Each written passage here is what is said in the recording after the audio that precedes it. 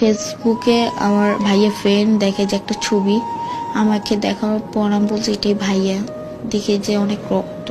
তারপর আমার ওইখানেই কান্নাকাটি করতেছি, বললাম যেটা কি হয়েছে আসলে ভাইয়া।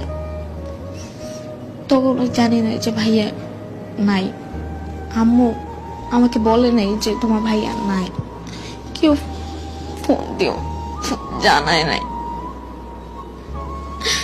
1টা বাজে আমি বাসায় আসি, বাসায় আসার পর দেখেছি গ্যারেজ খোলা, লাইট জ্বালানো।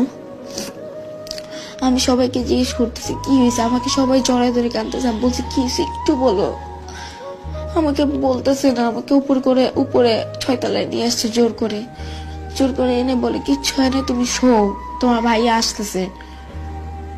প্রায় কত 30 মিনিটের মতো শুয়ে আছি, হঠাৎ করে দেখি চিৎকার দিয়ে সবাই কাঁদতেছে। বারান্দায় যাওয়ার পর দেখি যে আম্মু সবাই ধরে আছে কাঁদতেছে। আমি নিচে যেয়ে দেখি কাপড়ে কাপড় পরে আছে আমার ভাইটা। আমাকে ভাইটার সামনে কেউ যাইতেও দিতেছে না।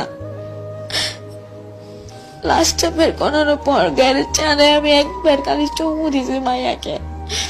এরপরে ভোরবেলা জানাজার পর নিজের ভাইটাকে দাফন দিয়ে এসছি।